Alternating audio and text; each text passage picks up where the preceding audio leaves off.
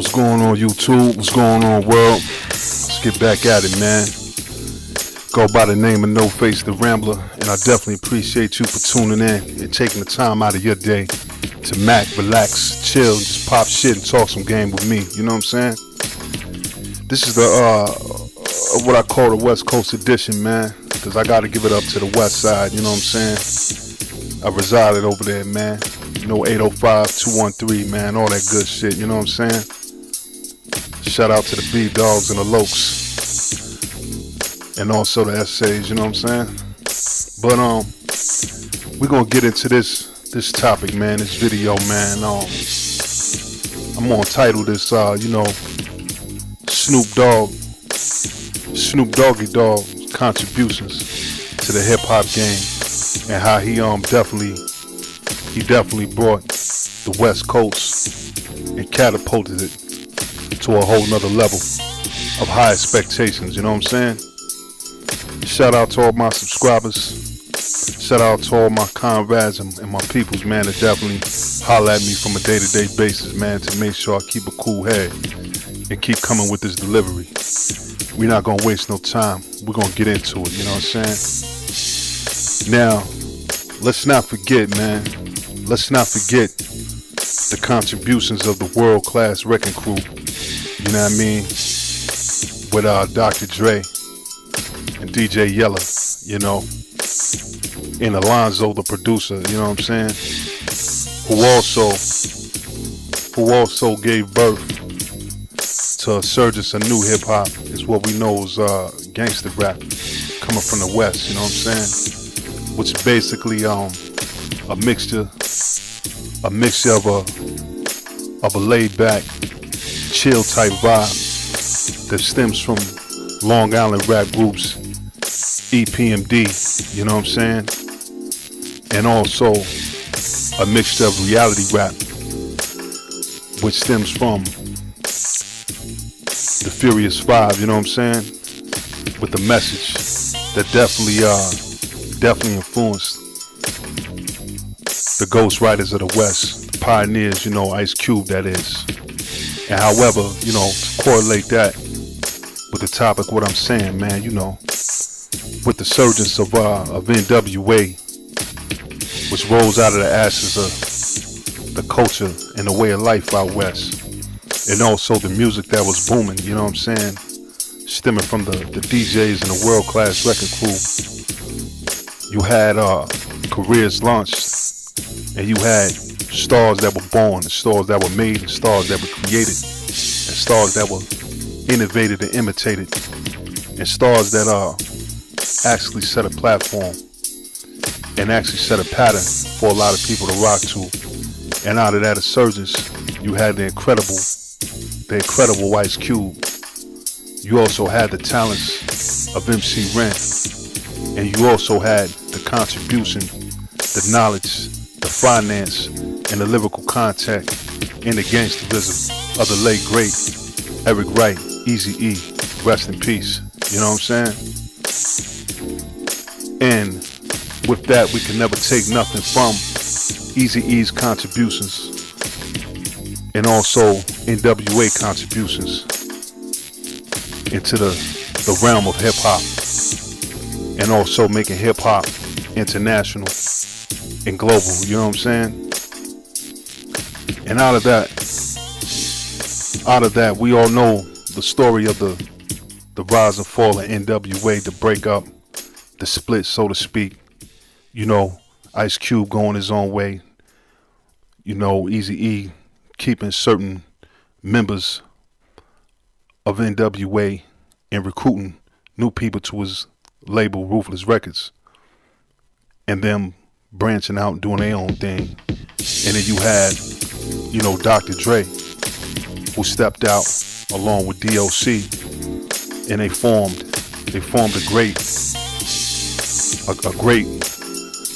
friendship, business-ship with Suge Knight, and they was able to form something incredible, something that the world, point at that time, really never seen, stemming from black men who was unapologetically black, and that was Death Row Records. And in the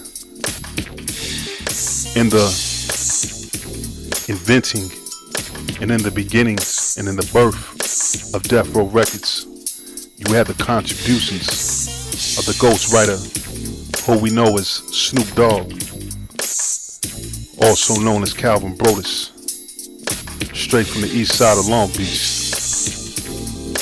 And Snoop, my personal opinion, I think Dr. Dre knew he found some fresh new talent. I believe that he knew he was on to something, but I don't think he really understood who and what Snoop Dogg was. You know what I'm saying? Because if you really think about it, Snoop Dogg opened up the gates for the West Coast on an international stage. You know what I'm saying? I mean, Snoop Dogg, man, made California look inviting, look like a real chill vibe, you know what I'm saying? Because his style and his swag, you know what I'm saying, was just, he was calm, laid back and chill. And it put a lot of people in the mind frame of any black males ripping and roaming the streets of California, Southern California that is at that time. That was sort of the image that they had, because Snoop had a way, as far as on the mic, where he could relate. And he can sell his rhyme to you and make you relate to it, you know what I'm saying? He painted some very, very vivid pictures, you know what I mean? And I'm not taking anything from Eazy-E. I'm not taking anything from Ice Cube or NWA for that whole factor, man. They definitely opened up the doors for the West as far as the hip hop music scene. But what Snoop brought in the game, man, was just, it was crazy. You know what I'm saying? Snoop actually introduced Crip into the world on a national platform, and he also made it cool to just be a Mac in so many words, you know what I'm saying? Just to chill and vibe, man. It's somebody to relate to, you know what I mean?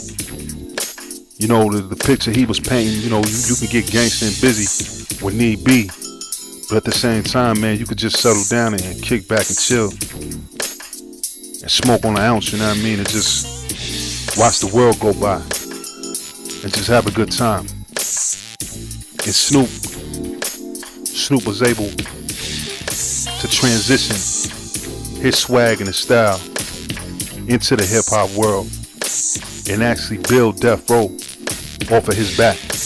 You know what I'm saying? And to the point where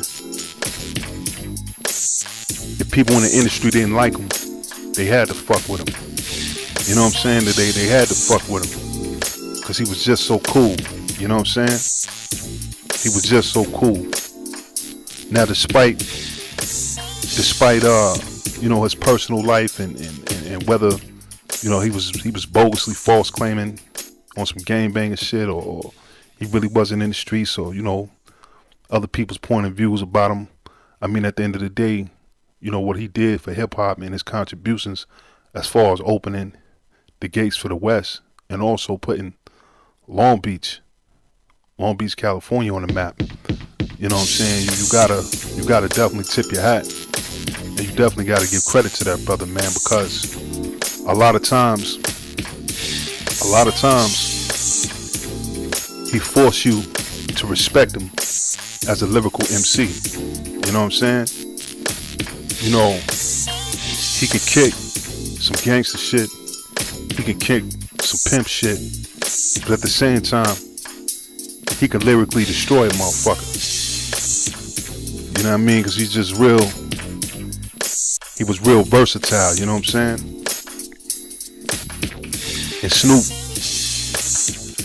Snoop created and brought that energy of his form of music, and he brought it into the West Coast fashion and style of hip hop, and he brought it to a whole nother level. You know what I'm saying? And he had a arsonist, a lyrical individuals that surrounded him, that was in his camp, that you could never take nothing from him. You know what I'm saying? I mean, at the end of the day, the brother just made awesome music, man. Real feel good, just kick back music. You know what I'm saying? And he kept it so cool, but so gangsta at the same time, that you had to respect it. You had to fuck with it. You know what I'm saying?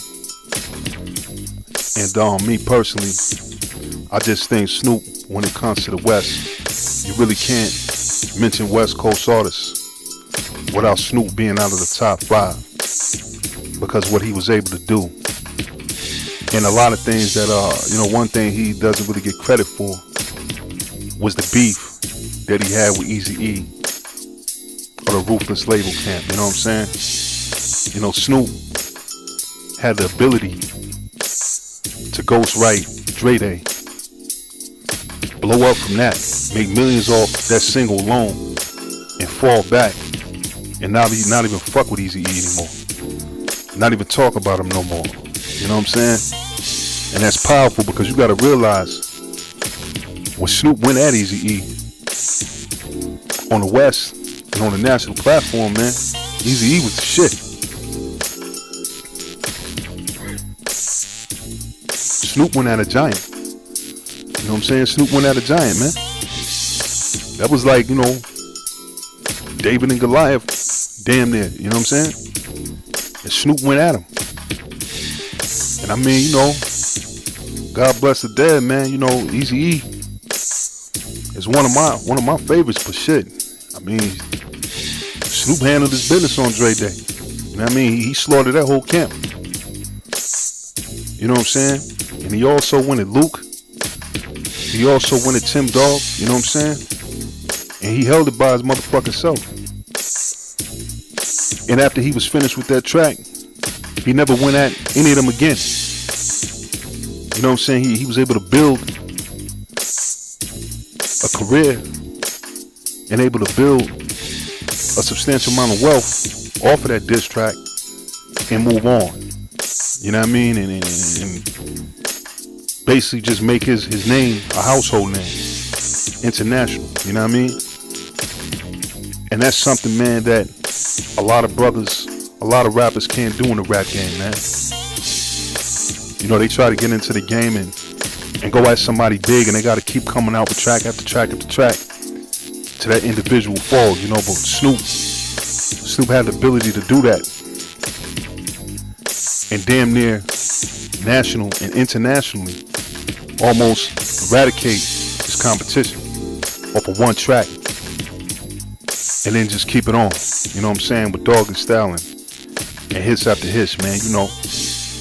So this is just giving homage, man, and this is giving props to the unique style of Snoop Dogg, man, and definitely what he was to hip hop and what he still is to hip hop. And this is No Face the Rambler. I'm signing out, man. It's 2017 to 2018. It's pro love and no love, and I'm a lover of hip hop, man. And I just gotta get props from this dude. You know what I'm saying? Thanks for tuning in. Alright?